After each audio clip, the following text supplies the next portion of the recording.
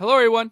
Welcome back to Wondergoal, the soccer betting podcast from the Action Network, presented to you by Bet365. My name is Michael Leboff, and joining me for this, our final Premier League episode of the season, is BJ Cunningham. And BJ, we've got a wonderful weekend of soccer ahead of us, specifically in the Premier League. All 10 matches will kick off at 11 a.m. Eastern Time on Sunday. The big story, of course, is that Manchester City and Arsenal are separated by 2 points. City on 88, Arsenal on 86 going into the weekend. The goal differential is in Arsenal's favor by 1 goal. So it's all hanging in the balance. And obviously, we're going to start there. And you're an Arsenal fan, so we're going to start with Arsenal's match against my team, Everton. It's a great way to wrap the season. Yeah. A podcast derby. Arsenal is minus 550 at home. Everton 14-1 on the road on the three-way line, and the draw is plus 550. These odds, of course, are from our friends at Bet365. You know what? I'm just gonna cede the floor to you. How you feeling? What's the stress level at? What do you think about if you can separate the fan from the bettor, and then of course you can wrap it all back in. But yeah, so Tuesday sucked. Mainly because I think as any Arsenal fan, I went into the match with really not much hope.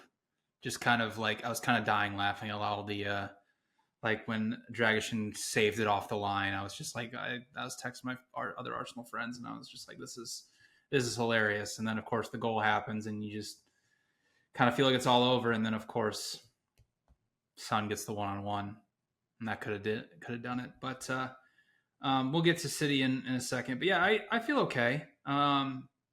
Like it just kind of is what it is at this point. There's like a 10% chance, I would say, that City draws or loses to West Ham, which is not great from a mathematical perspective. But in terms of this match for Arsenal, if this match is being played in November, Michael, I'd be like sprinting to the window to bet Everton, right? And that's just kind of where we're at with all of these lines, and we'll get to a lot of more of them later in the show. And I don't fault anybody, and I think there is value on Everton if you want to take them on the spread plus 2.5, or obviously on the money line as well. But instead, as an Arsenal fan, I don't really, with the title on the line, I don't really feel like betting against my team, right? So instead, I like under 3.5 at minus 110, which I think is about half goal to 0.75 goals higher than what it should be. If you think about how this match is going to play out, given the way that Arsenal's been playing recently, as we've gotten in this run-in, Arsenal is basically, once they've gotten the lead, they've tried to control matches out of possession. They've sat deeper. They haven't tried to press as high anymore. And what they did, and they did this to Manchester United on Sunday, is like they just knew that United couldn't break them down, so they just didn't give them the opportunity to play in transition. And I think the same thing applies here to Everton if they obviously get the lead going forward ahead in this one. But the flip side of it is we know that Arsenal has struggled breaking down low blocks from open play. Everton's one of the best, one of the best defensive blocks in the Premier League. Whether the results won't tell you that, but they've still conceded the second fewest big scoring chances. They're still top 7 in non-penalty expected goals allowed. Like they're still a very, very difficult defensive block to break down. And for Everton offensively, it's going to be for them getting in those transition moments. But Everton wins a lot of matches, and the reason they beat Liverpool was like they just out-dueled them, like in the middle. Like they just won every ground and aerial duel. But Arsenal is one of the best teams at doing that as well. Arsenal's incredible at winning second balls. Since the midway point in the season, they're winning 60% of second balls. So it's not really like a great matchup for either offense here. And I think we kind of get to a stalemate. And then you think about the scenario that we're in. Goal difference no longer matters. So it's like, it's just win or you win the title and then just hope that City loses. So once Arsenal gets the lead, I don't see a scenario how they're just going to put foot on the gas and try to win this like 6-0 like they did against West Ham. I just don't really see a scenario how that's going to happen. And even if they do try and do that, they're going to leave themselves very exposed. And then the final point is these are the two teams that have relied the most on set pieces in this season and scoring off of them. They're also two of the best set piece defenses. So like it's a real stalemate going back and forth, which I think plays out to a very low event type of match. So I do like under 3.5 minus 110. Only have 2.7 goals projected, but yeah, we'll get to City in a second. But I'm just hoping and praying to God that David Moyes has one last masterclass in him. He might. He might. Yeah. So I look at this. My handicap for this match is, well, first of all, the number is just way too high in Everton. Yeah. Like I think anybody can see that this is a team that has been decent for the majority of the season. We've talked about them perhaps more than any team in the league because of the way that their underlying process has. What's that? They're interesting. They are interesting. Yeah, no, they are. They're interesting from a off the field drama perspective, of course. They're interesting from a betting perspective. But I think you said two things that are important here. One is they win. Like, Everton wins games. They've got 13 on the year. That's not bad at all. I mean, that puts them right around the same kind of part of the table as teams like Bournemouth, who we're really high on, a team like Brighton. They've got as more wins than Fulham, as many as Wolves, who had a great start. Like, this is a team that can win. They've already had a big upset recently in the Liverpool match, where Liverpool lost the league at Goodison Park, and they're hard to beat. That is perhaps their biggest trait, and they're absolutely going to be up for this. This is going to be this is a huge match. They've got a great center back pairing. Like I said, they're good on set pieces both directions, and they've got a great goalkeeper too. So they're going to get outplayed, right? They're not going to have a lot of the ball. They're going to the field is going to be tilted, but they have the pieces to pull this off. And I think it's as simple as that when you're looking at a 15-1 money line out there. That's the highest I see just perusing around. So yeah, I mean, it is Everton for me. I think the money line price is already high. It might get higher. I do suspect that some sharper money will back Everton here just because of the outlandish price. But you said, so we can now transition to the City game, because I think these two matches I'm approaching very differently. I think Everton and Arsenal, you like the under. I think that's a good shout as well, because this one is going to play out like a classic. One team is tight. The other team is going to be really good at playing against a tight team. Right? All the pressure in the world on Arsenal. A goal does, pull the release valve and take this game to a different direction, but it's going to be hard for them to score. So I feel like this is going to be the white knuckle game. We've seen a lot of these instances in City title races where they have a pivotal game, or even on like the last match of the season a couple seasons ago, where they've needed to come back. Like it just is what it is. Like there's so much drama, there's so much pressure on these matches that you have to think about. You have to weigh the possibility of the script getting thrown out. It's gonna happen at some point on Sunday, right? There's gonna be a part of the morning where something crazy happens. All of a sudden, maybe City goes behind or Arsenal goes behind. It feels almost certain that it's gonna happen. And I feel like it's more likely to happen in the City West Ham game, which has a lot more chaos written into the profiles of these two teams than I think the Arsenal Everton match. So that's the odds are once again completely lopsided. If you just looking at a pure value perspective, West Ham at 20-1. I mean, that's a longer number than we've seen like Sheffield United and Luton against City this year. So they're 20-1. City's minus 1,000. The draw is plus 850. Once again, I will be tempted by the West Ham money line because I think it is inflated. I don't think it's going to win, but I do like West Ham to score first. Plus 460 is a big number on that, because they can. Like, they have a great set piece attack. Like, James Ward-Prowse can do it. Can work magic. Should he get a chance? Like, they have the pieces to give City issues, and this is their Super Bowl as well. Like, all the pressure in the world once again on City. They could come out tight. They could come out flat. They can come out loose. One mistake ends up in the back of the net. Plus 460 on a team like West Ham to score first, I think is a really good bet. Really, really good bet. What are your thoughts here? Yeah. So I wrote it down. You've mentioned, City going down to Aston Villa back in 2022. This is now the fifth time that they are going to be in a situation where it's on the final day. They just have to win, and then they win the title. Very famously, back in 2012, they needed 2 stoppage time goals against QPR, who was near the bottom of the table. Then 2014, they beat West Ham 2-0. In 2019, they beat Brighton 4-1 to win the title over Liverpool. And then again in 2022, they went, like you said, down 2 goals to Aston Villa and needed to come back and win. So my point is that on the final day in all of these scenarios, there have been essentially 3 times where they've been playing a team that's near the bottom of the table and they're a huge favorite. And with the mounting pressure of everything that's going on, it's kind of hard to blow those teams out. So I like West Ham plus 3. You can get it around minus 140. I'm not going to sit here and tell you that West Ham is a good defense or be able to keep City out, because they're not. Like, that's just the truth of the matter. But I didn't think City was great against Tottenham on Tuesday. I know everybody was like, oh, it was only a matter of time before they scored. They didn't create over 1 expected goal from non-penalty situations.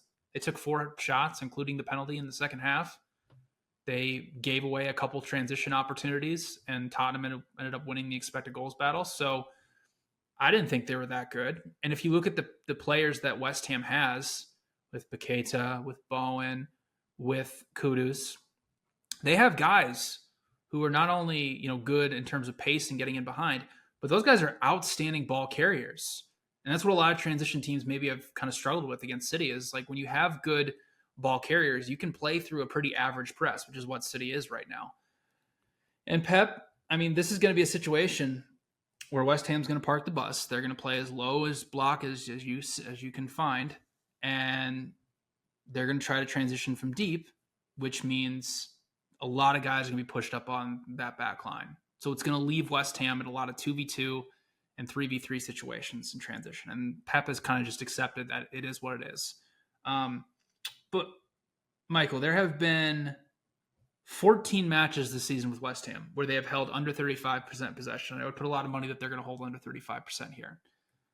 In those 14 matches, they are 6-3-5. They've won the expected goals battle in half of them. Yes, they've gotten blown out in a couple of them. Yeah, of course they have. Like that there is the possibility that happens. But they have proven themselves that, like, if they stick to who they are and not a team that's like, oh, let's try to build it out of the back a little bit. Like, let's try to control the ball. And they're like, just like, no.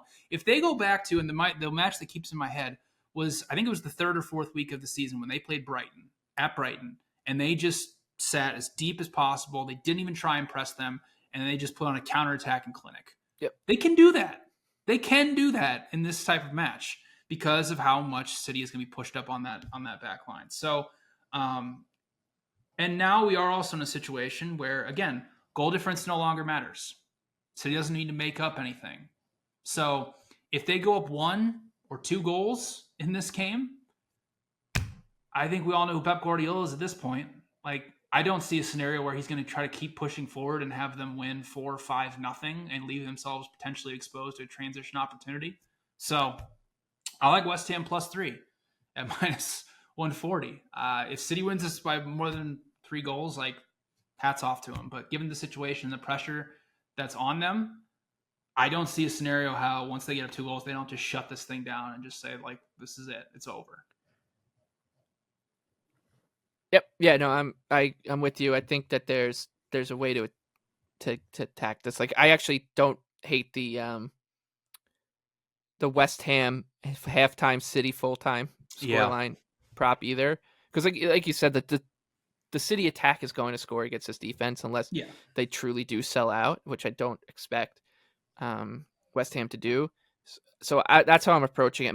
My game script that I'm betting into is West Ham finding a way early to get on the board, and from there, City taking over. So that's how I'm going to try to. And for the true sickos out there who would like to see the most painful possible thing happen to Arsenal, the Everton West Ham moneyline parlay is 314 to 1. Yeah, I mean, you got to do it. If you're a true sicko, though. Yeah, I mean, look, we that we this is a welcome you, podcast for sickos. Yeah. That Tottenham. And I will say, Michael, as far as your bet for West Ham to score first, if you bet West Ham at Bet365, you get the 2-goal insurance. So if they get into another situation like against Aston Villa and they just hit a couple counterattack goals, like you already win that bet and you can just kind of put it back. So great point. Just another reason to bet at Bet365. That's right. And speaking of Bet365, we'll remind you that Wondergoal is presented by Bet365, and Bet365 doesn't do ordinary. That's why you get more boosts with them than anyone else. Every day they power up the odds on hundreds of bets to give you a chance to win more. Bet365 boosts specific markets, your winnings, and even parlays, and they don't stop there. Keep an eye out for their biggest and best odds with the incredible Super Boost. Check out the boost and see why it's never ordinary at Bet365. You must be 21 or older and present in Arizona, Colorado, Indiana, Iowa, Louisiana, New Jersey, North Carolina, Ohio, Virginia, or 18 and older in Kentucky. If you or anyone you know has a gambling problem and wants help, please call 1-800-GAMBLER or 1-800-BETS-OFF in Iowa. Terms, conditions, and restrictions apply. All right, so that's the title race. City with a 2-point advantage. As you said, the goal differential won't come into play because of if City ties, Arsenal wins. It goes to Arsenal. Let's get to the rest of the board. Not all that much at stake. Technically, Luton Town can survive. They just need Nottingham Forest to lose by about 10. And then they need to win by a bunch. But the relegation battle is done. You can stick a fork in everyone. There's some stuff to sort through for a place in the top 6 as well. But we'll get to all of that as we go down the board. It'll be a lot quicker than our discussions on City and Arsenal's matches, obviously. And we'll start with Brentford and Newcastle, this one at the Brentford Community Stadium, where the Bees are plus 200 on the 3-way line. Newcastle traveling at plus 120. The draw here is plus 260. Like you, I think Brentford has a shred of value here, and it might just be because people are going to be betting into Newcastle needing a win in the top 6 race. Yeah, so I mean, Newcastle on Wednesday against United defensively was, let's just say, not good. Like, there was a lot of situations where they allowed transition opportunities. I mean, the first goal they conceded to Manu was like one of the simplest goals that you could ever see. I mean, he got to touch the ball, stand there for a full second, and then just kind of kick it in like he was at practice. And Newcastle is getting some guys healthy. Shar and Joelinton came on in the second half. But this really isn't that great of a matchup for them, right? Because Brentford does a couple things that, if Newcastle wants to continue to play aggressively out of possession, like they got into a transition battle with United, but United just plays way too open. Like Brentford doesn't allow you those easy, open transition type opportunities. So it's going to be much more difficult than it was at United on Wednesday. And another thing, Newcastle's one of the worst teams defending set pieces. Like they are 18th in XG per set piece allowed. Horrible thing to be going up against Brentford at that rate. And we all know the story with Brentford at this point in the season. Like we don't need to regurgitate over and over about how much they've underperformed in the bad luck run they've gone on during this second half of the season. The offensive numbers have taken a little bit of dip the last 4 matches. I was potentially looking to play their team total over 1.5, but they haven't created over 1.5 expected goals in 4 or 5 matches. So would rather just play them, plus a half. I have this projected pretty close to a pick 'em. I think when you account for home field and you look at all the underlying numbers, Brentford's been, the 11th or 12th best team in the Premier League this year, but they're down in 16th place where, Newcastle has drastic home and road splits as well. So, it's Brentford or nothing just because of the stakes that Newcastle have, because they have to go for it. And they have to go for it and they don't have to go for it. because if they go for it and they potentially lose, they open the door for United to get the Conference League spot. Whereas they're in this like really weird, precarious position. I'm sure they'll just play normally how they would, like, just any other match. But I mean, Brentford's got all their attackers healthy. So yeah, the Bees at home. Yep, Bees at home for me as well. I think you laid out a good case. Not too much more I have to get into here. Yeah, like you said, Newcastle has to go for it in that battle for the top 6. The team that they're trying to catch is Chelsea, who are occupying that spot. They could still catch Tottenham in 5th place and are in rip-roaring form. Chelsea has to win and hope Tottenham loses to have a chance. They have the goal differential edge on Spurs. And they are looking to close out their season in style against Bournemouth. The number looks pretty crazy, in my opinion. It's minus 223 on Chelsea at home. Bournemouth traveling at plus 525. The draw here is plus 350. It is... Sunday is must-win tax day. Like, it just is, right? Like, it's always going to be like this on the last day of the season. And not just in the Premier League, right? Like, in football or baseball, the team that needs to win on the last day to get a playoff berth or to nail down home field advantage against a team that's just playing out the string, it's just always going to happen.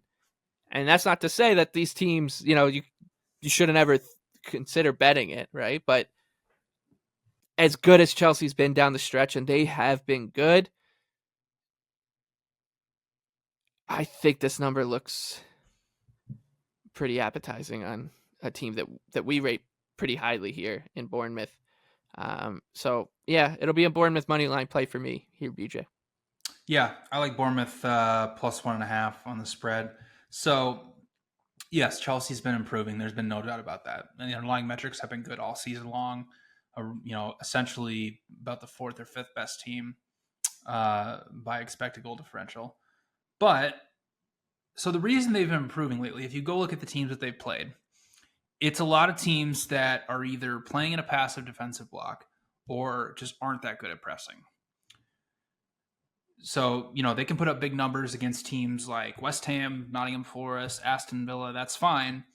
But when they play really good pressing teams like Tottenham, Arsenal, and City, they have struggled. Against those 3 opponents, they have allowed 61 high recoveries, which is essentially just how many times an opponent gains possession in your own final third, which, just shows that they've come a long way as a good build-up team, but when they face really, really good pressing teams, it kind of tends to fall apart. And Bournemouth is a really good pressing team. They're up to 6th in pass per defensive action overall for the season.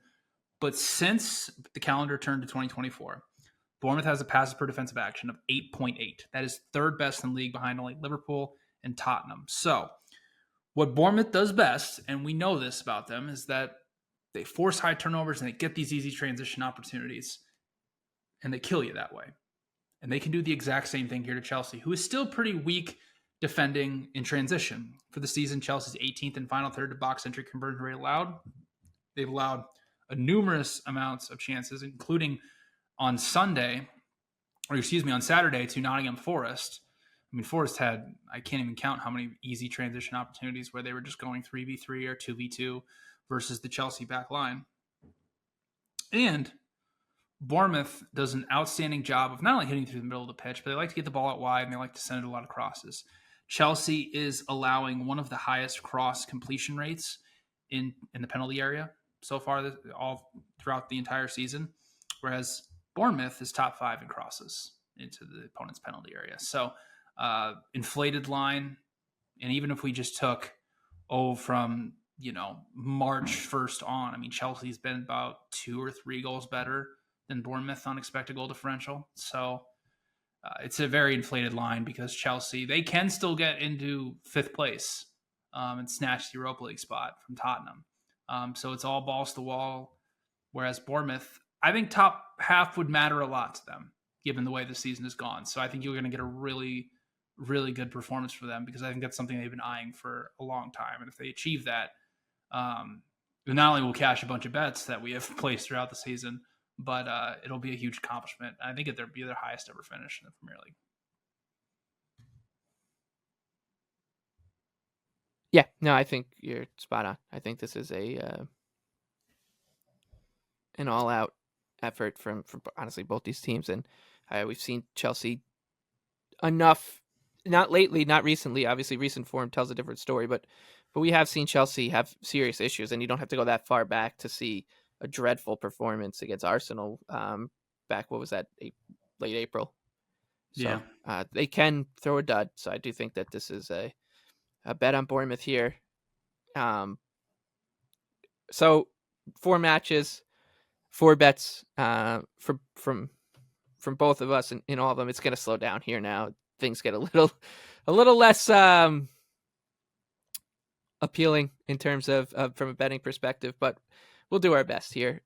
Next up is Brighton and Man United. As you said, United won their home finale against Newcastle over the midweek, and now they travel to Brighton as a plus 210 underdog. Seagulls are plus 105 at home, and the draw is 3-1. I've got nothing here. I mean, I think I'd rather bet United, but I'm not going to. Yeah, I got something, and I don't think I'm going to do it, but I'm thinking about it. Under 3.5 is plus money right now, which I think is a little high considering how bad Brighton have been offensively. Since the beginning of February, Brighton has created 19.4 expected goals. That is dead last in the Premier League. That's how bad their offense has just completely fallen off. And I think we've seen from United, and especially Ten Hag, is that the crazy pressing style that they were playing for a lot of the season, they haven't completely backed off of it, but they've kind of backed off of it a little bit. And he's kind of conceded the fact that maybe we can't get stuck in between two different things. So it was very funny today, though, at Old Trafford. He was giving a speech at the end. It sounds like, it's like, from what I've read on the internet, is that it's 50-50 if he keeps his job. So the FA Cup final might be for his job, quite frankly. And I really hope he keeps his job because he's been really fun to bet against. He'll be even more fun to bet against next season.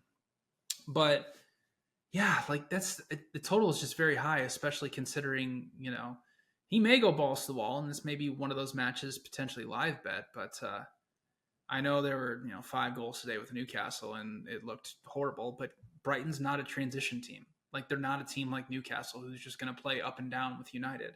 They want to slow things down. They want to build out of the back, and they want to progress the ball via short passes.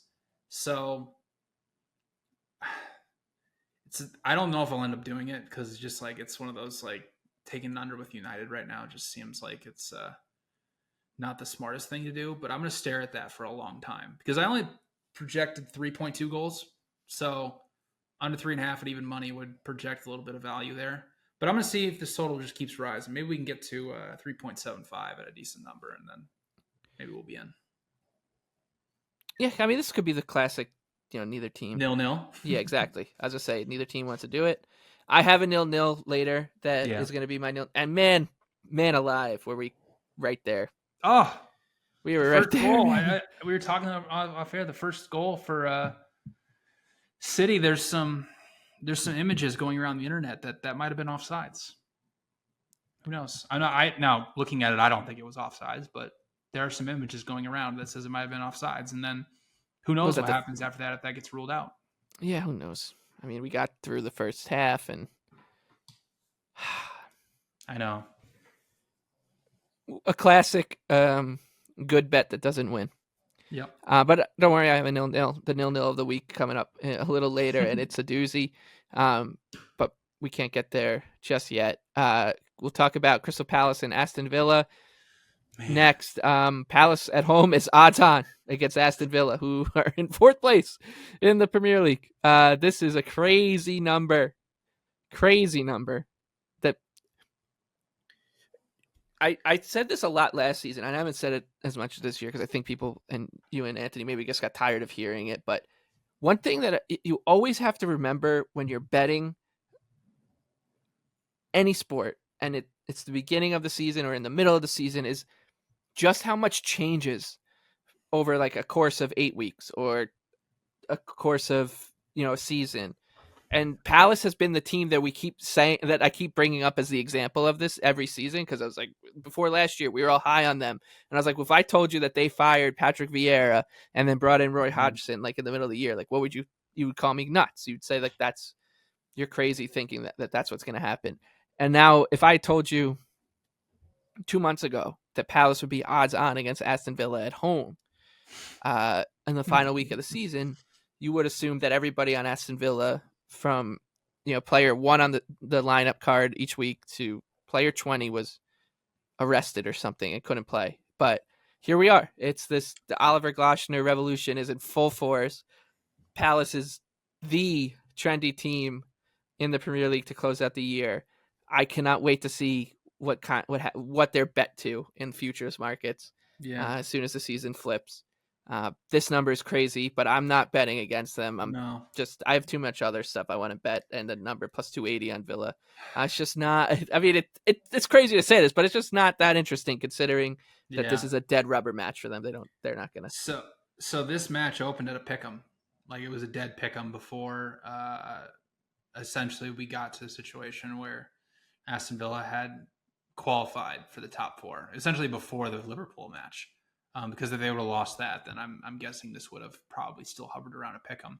But yeah, I mean, it's crazy. Like, but again, like, I mean, in all technicality, like, I know Palace is rocking right now, but they don't have anything to play for. Like, it's not like they're playing for a Europa League spot or something, or to stave off relegation. Like, it's just Aston Villa finally has like the sigh of relief of they've gotten into the Champions League. They partied, and who knows what type of rotated squad we're going to see. I'll say this, Michael. If Palace gets to, I mean, we keep trending this way, so it wouldn't shock me if they get to like minus 150. Like, I'm in on Villa. Like, if they play like any of the starters, because, and there's no real data point that I can tell you that Villa's been better than Palace. I mean, it's just hard, right? Because like, as I think about this match and how it's going to play out. We know how Villa plays with their very compact 4-4-2, playing the high line. I mean, Eze and Elise are more of get the ball on their feet as opposed to get in behind the back line type of attackers. Now, Mateta is a get in behind the back line type of striker, so he can cause a lot of problems. And if you want to bet somebody to score, he might be the guy. Because obviously he's been in great form, but in terms of how this match is going to play out, he's probably going to be the one that's going to be getting in behind Villa's back line. I mean, yeah, the performance at Liverpool, like they, Johan Duran comes on and just, bang, bang, gets them back 3-3. But it was a pretty bad performance from Villa overall there too. So if Villa gets to minus 150, if Palace gets to minus 150, I think I have to hop in on Villa at some point. I don't want to at all. I really don't. But there are some points when we're betting when it just gets to a point where you got to throw what feels good aside and just know that you're betting into something that has an enormous amount of value. Yep. It's crazy. Palace, man, they're a fascinating group. That brings us to Luton Town and Fulham. This one, Luton Town, like I said, they're done. I won't even want to say it would take a miracle for them to. Yeah, this is not happening. I saw it go around that there was for Luton Town to stay up was like 80-1. I was like, you gotta be kidding me. That's a horrible number. It should be about 8,000 to 1. Yeah, 5,000 to 1. But yeah, they'd have to make up a 12-goal difference against Nottingham Forest, who's playing Burnley. Right. So, yeah. They're plus 170 at home. Fulham traveling plus 125. The draw plus 290. Nothing for me here. I'm happy to just move on. Yeah, the number's kind of appealing a little bit on Fulham. Just from a pure numbers play, like I had Fulham closer to plus 110, that type of range. Obviously Luton Town has to go for it. They're going to play very aggressively out of possession, which is going to leave space in behind for Fulham, who can definitely hit you in transition And Fulham obviously has great ball stoppers in the middle of the pitch. They do a decent job of defending crosses. They're an okay set piece defense. Just, I'll be flat honest, that performance against City, it looked like they were ready to go to whatever beautiful Greek island they were going to vacation at once the season was over. So I have no interest really in a team that doesn't look like they care. So I'm passing.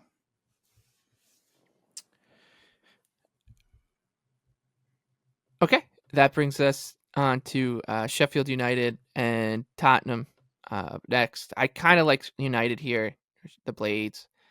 They are a big underdog, and they're at home. They're 6-1. Tottenham -275 plus 425 on the draw. Spurs have just looked a little messy, I think, and they do have something to play for in their battle with Chelsea.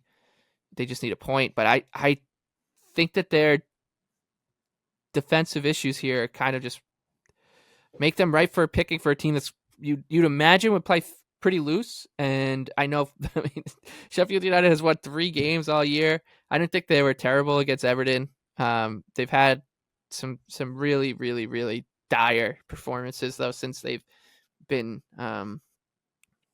not officially relegated, but everybody knew it was all but a certainty. So I'm expecting them to go out on their shield a bit, but is that going to be enough? Probably not, but I think the number is decent enough. The one thing I'll say about Spurs is they've looked a little ragged, but the run-in for them was brutal. Yeah. I mean, they caught Liverpool, Arsenal, City, all down the stretch here. A Chelsea team that has found some rip-roaring form. So I'm not expecting it. I think that if the number gets high enough on Sheffield United, I'd play him on the money line. I would need closer to 7-1 than 6-1, but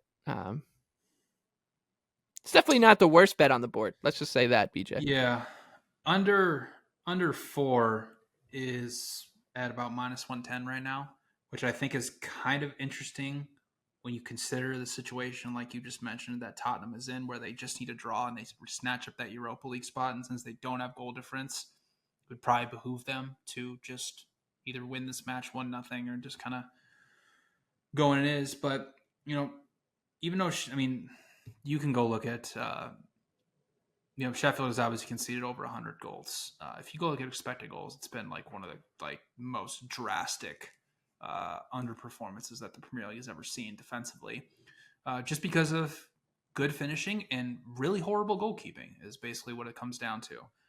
But what I will say, Michael, is that we have had, 2 of Sheffield's final 15 matches have had more than 4 expected goals created.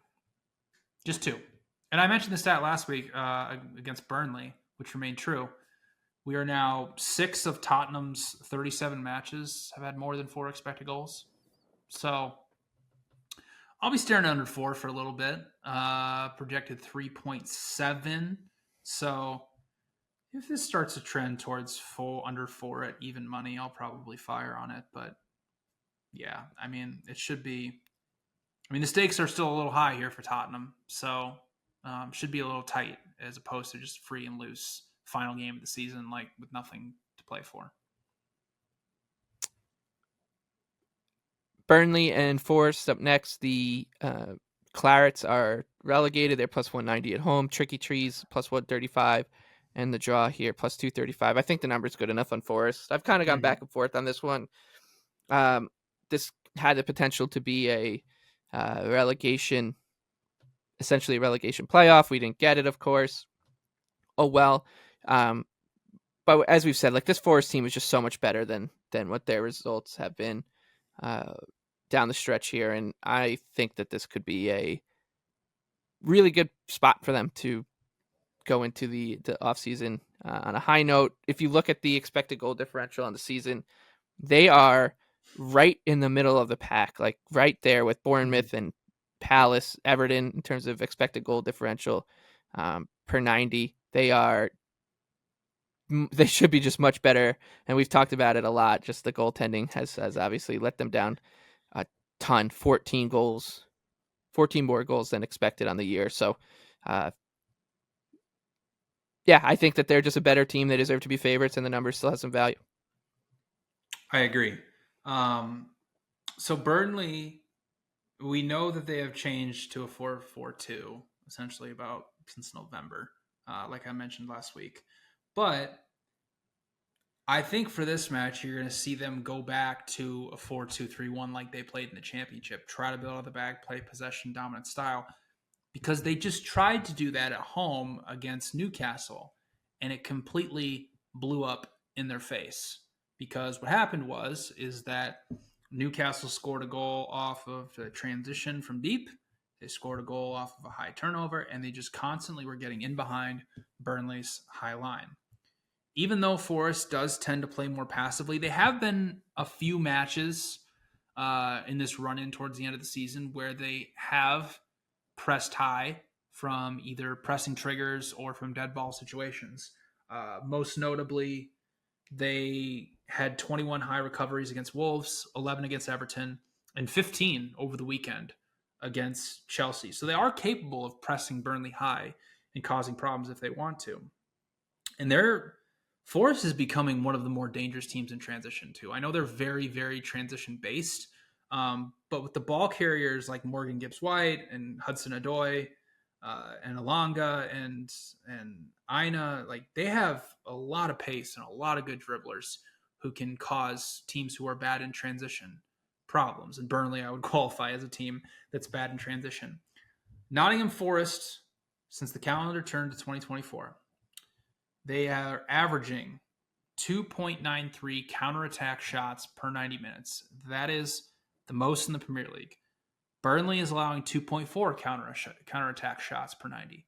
That's third most in the Premier League. So Forest can definitely hit them in transition here and cause a lot of problems. And Burnley's offense continues to be terrible. I mentioned Brighton is dead last since February 1st in expected goals created. Burnley's second to last, 19.7 in 15 matches. So, I mean, how are they going to, if Forest decides to play a low block, like how are they going to break it down? Like Forest has allowed the third fewest non-penalty expected goals in that same time frame since February. So, and we know with Forest what's done them in, like you mentioned, goalkeeping, but also set pieces have done them in.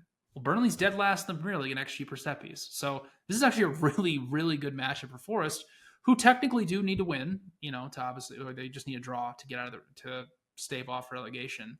But Burnley's going to allow them a lot of opportunities in transition. They should be able to exploit them there and win this match, quite frankly. So I like Forest, draw no bet at -120. And that does bring us to the final match in the Premier League that we'll talk about this season. A favorite of ours. It's so good. Liverpool and Wolves at Anfield, the Jurgen Klopp goodbye tour. It's going to be emotional, baby. It's going to be cringy. Get ready. The Reds -550 at home. Wolves plus 1,400. The draw is 6-1. I don't know if you noticed, but I said I had a 0-0 that I wanted to give out that I haven't given out yet. This is the one? It has to be this one. All right. I thought you were going to be all over Wolves' money line here. No, I like the Wolves' money line. Absolutely. Yeah. This is we talk about must-win tax. This is the, bring out the Kleenex. Yeah. Bring out the Kleenex because you're saying goodbye to Jurgen Klopp tax in this situation. This is, this number is pretty crazy to me. I think there's some,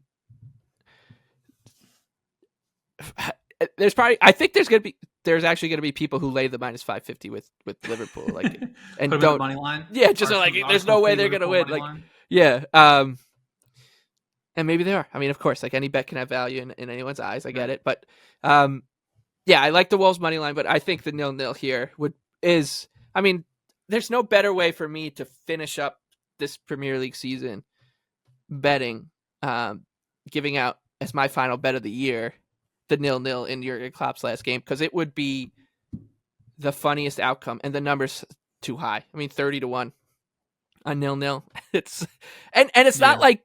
not like it'd be crazy considering, Wolves are just gonna have to, in all likelihood, sit back while Liverpool tries to press them into submission, tries to put on a show, all that stuff. And I know that stuff sounds like an argument against a 0-0, but it's not like this is a 2-1 bet. I'm talking about 30-1. So can Wolves just put up a big yellow bus for 90 minutes at Anfield and do the funniest thing imaginable? So 30-1 0-0. I like the Wolves money line to touch here too. Yeah, I have a bet for you. I like Wolves at 12-1 for the first 10 minutes. Liverpool actually has a negative goal difference in the first 15 minutes of matches this season, which is kind of hilarious when you think about it. And then they have like the best goal difference outside of the first 15 minutes. So yeah, they've been scored on 8 times in the first 15 minutes of matches, which is just kind of an hilarious thing that's just happened to them. Wolves are not that great for the first 15 minutes. I'll be flat honest with you. They really aren't. They will probably come out pretty passively. They'll probably just sit in some defensive block, but they're good in transition. They've got most of their attackers healthy. So 12-1 first 10 minutes. Wolves money line will be my bet for this one. That's a wonderful play. I know it goes against my 0-0, but it's a great call. No, I think it's great. But hopefully one of us gets a big one home there. All right, so that's the Premier League. We're going to move on to the EFL Championship semifinal, or the playoff semifinals, the second legs. But before we do it, just a quick words of appreciation for you, the listener. Thank you for listening this entire Premier League season. I wanted to get that out before the end of the show, which is what most podcasts do. And by that time, a lot of people tune out or cut out of any show. So I just wanted to make sure we got that across. It is not lost on BJ and myself that a lot of you guys have listened for all 3 years. Where the show's getting bigger, and we're really excited to continue it into the summer for the Euros. Of course, we have the Champions League final coming up as well. We'll have an episode for that and the Cup finals. But the Euros will be a lot of fun. We had a lot of fun doing the World Cup, the Euros before that, where we came out well ahead. So hopefully we can do that once again. But that brings us to the playoff semifinals. Leeds and Norwich and Southampton and West Brom. BJ, what are your plays? Yes, they either take place on Thursday and Friday. So for those of you listening on Thursday morning, you'll have to get the bets in kind of early. So both matches were completely dead. 0-0 early Sunday morning. So as far as Leeds and Norwich are concerned, essentially what happened is Leeds came out with their normal man-to-man high press. They were causing Norwich problems. And then Norwich just said after about the first 15 minutes, Leeds kind of blitzed them a little bit. They just kind of said, you know what? Nope, we're going back into a 4-4-2 defensive block, and we're just going to play passively and dare Leeds to break them down. And guess what? It kind of worked. Leeds only created 0.25 expected goals on 6 shots. Norwich broke a couple times in transition and kind of exposed Leeds. But again, they only created half an expected goal. So it was a very, very dead match. Well, now everything's to play for here in the second match. I am projecting a little bit of value here on Leeds. Norwich has been terrible away from home this season, -10 expected goal differential.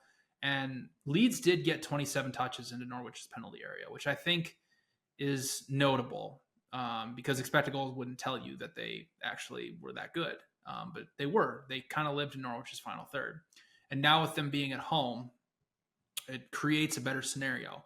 But instead of laying a big number on Leeds or potentially -1 because of the situation that they're in, because you just need to win and you're going to the promotional playoff game, I like Leeds to be promoted at +140. They played Southampton on the final day of the season, and they closed around -160-ish.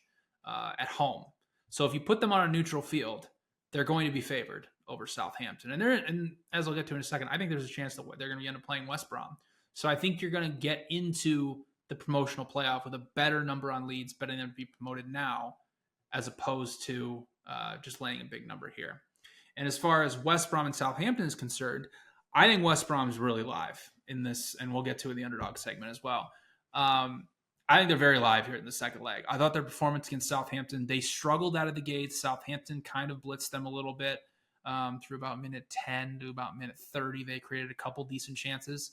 But overall for the match, West Brom is a team that continues for, I don't know, what's been like 4 decades now, where they're just 4-4-2 low block and let's hit you in transition. But they did it very effectively against Southampton. It was a very even match if you look at expected goals.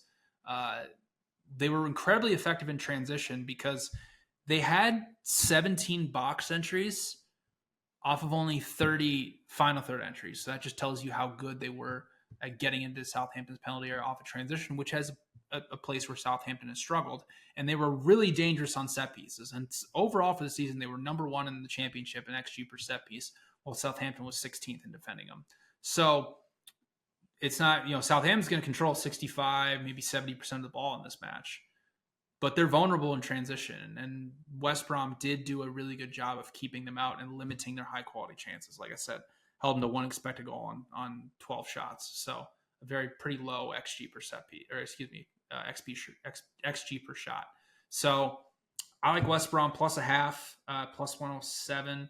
If you want to bet them to be promoted, they're 6-1 right now, which is a decent price as well. But yeah, I think they're definitely live here in the second leg. Okay. Let's go through Europe then. We'll go to the Bundesliga, and you're going to lay it with Heidenheim? Yes. So the situation with the Bundesliga is top 5 is already been settled, but relegation is not settled at all. And all these matches are going to be taking place at 9:30 a.m. Eastern time on Saturday. As it stands, Union Berlin is sitting with 30 points. They're 2 points behind Mainz, who has the goal difference over them for the last spot in safety. And then Cologne is behind Union Berlin, 3 points behind them, and they got to make up 3 goals. So what we're getting is some must-win tax on a team that needs to win to get out of the relegation zone against a Heidenheim team that I haven't been really that high on, but they're a decent transition attack. They play very, very direct, and they have been decent at doing that.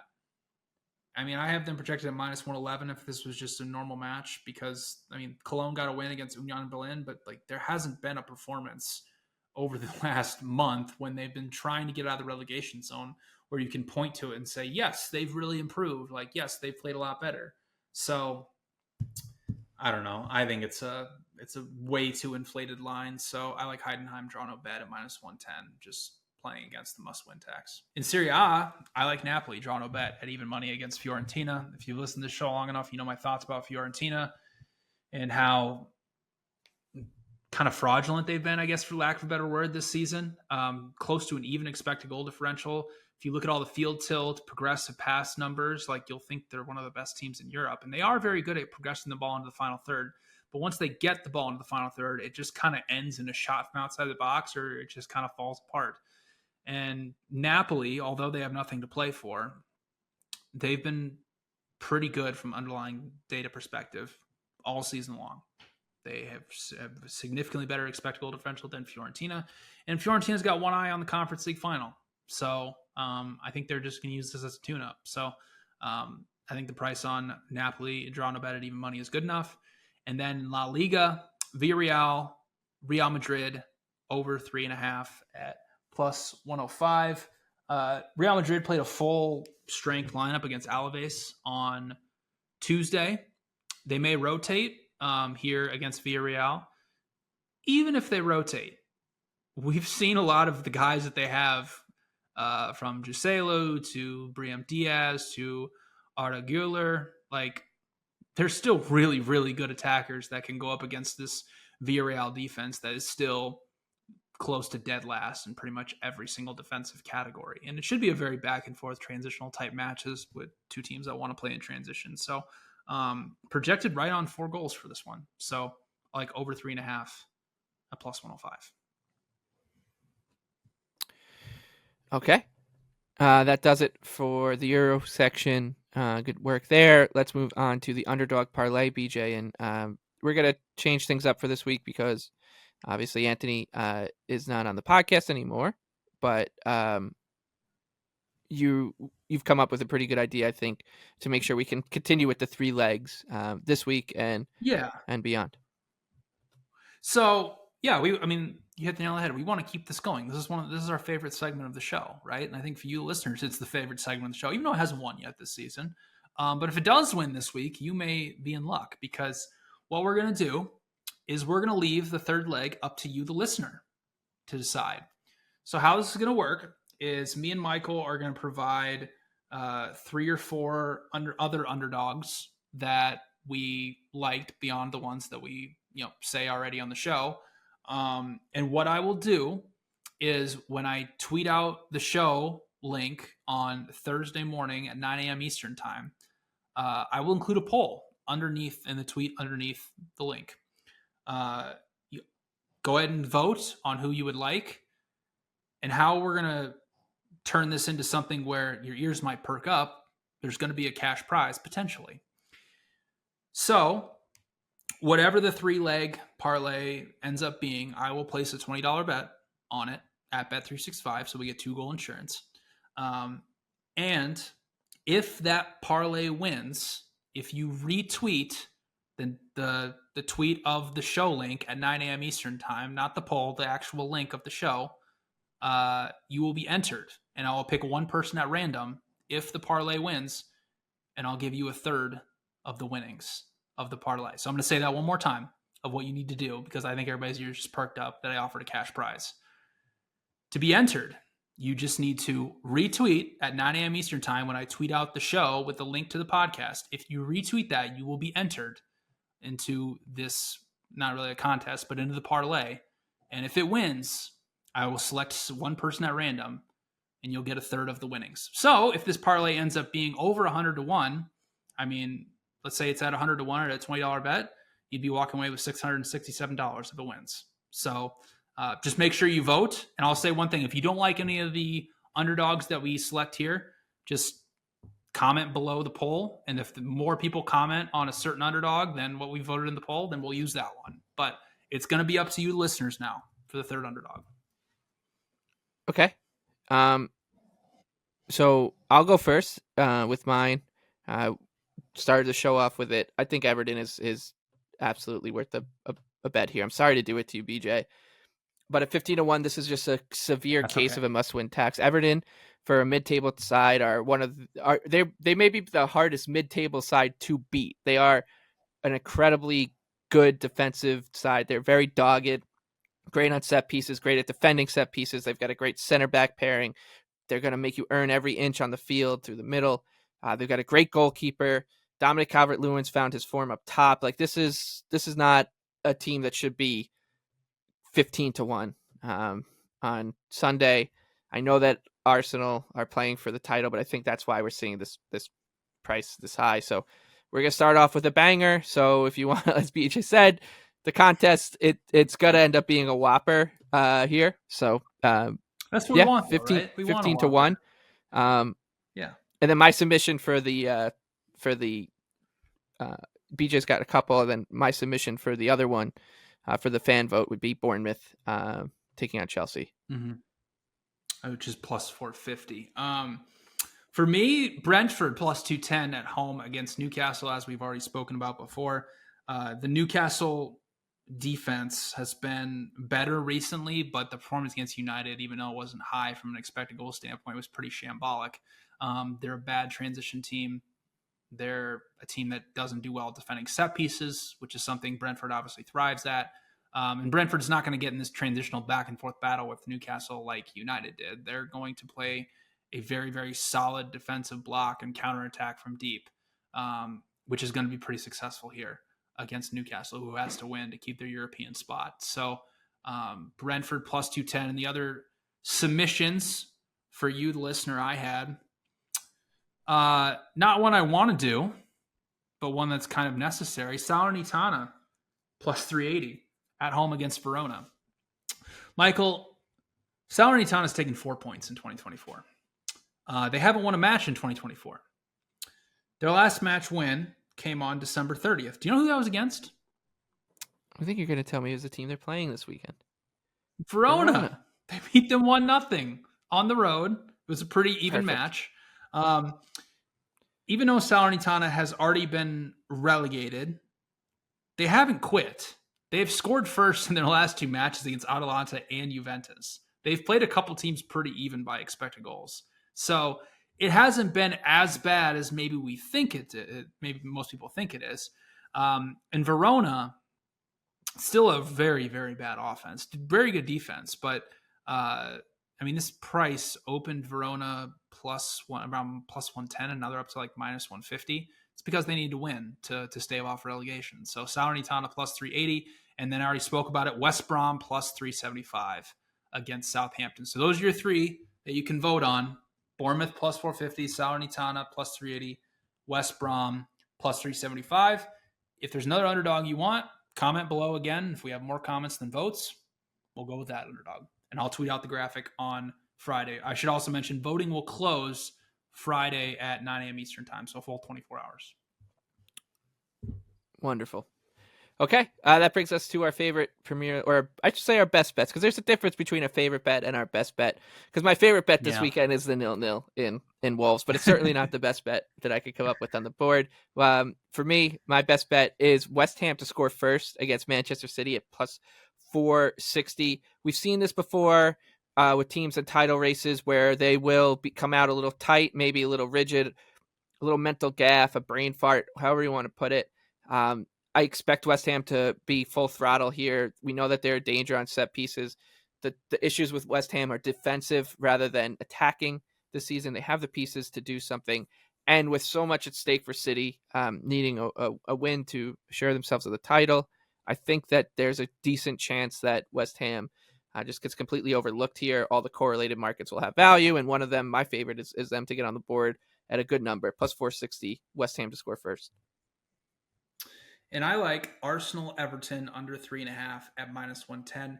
If you look at this matchup, it's not really good for either offense. Arsenal recently, now that they've gone in this run in and the pressure's been on with the title, once they get ahead in matches, they've been trying to control them out of possession. They've been conceding a lot of possession to other teams. If you look at how they played on Sunday against Manchester United, they didn't allow them to get in transition breaks. They just sat in a defensive block, dared them to break them down. And the same can apply here to how they play against Everton. And Everton usually beats teams by being more physical, winning duels in the middle of the pitch, beating them out wide in transition. Arsenal, since the middle of the season, is winning 60% of second balls. And they're very, very good at winning aerial duels as well.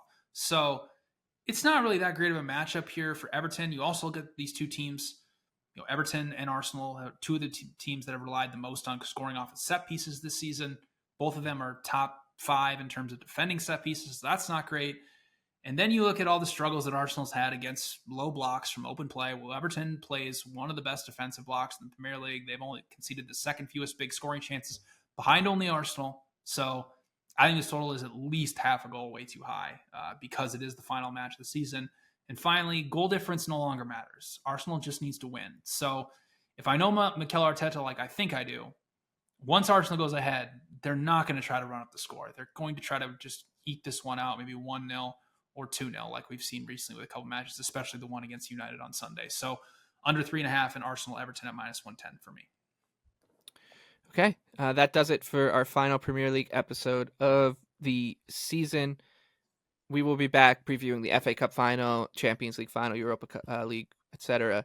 In a few days. And then full-blown into Euros. We'll do tournament preview. We'll have everything. Yeah, it's just we'll make sure you're all covered. Copa America stuff as well. So busy summer for us on the soccer front, and we're only 3 months away from the next Premier League season. So thank you for listening. Best of luck this weekend to all our City fans, to all our Arsenal fans. Hopefully everybody has a good sweat on Sunday morning. For BJ, I'm Michael. For producer Noah and our sponsors Bet365, best of luck with all your bets this weekend.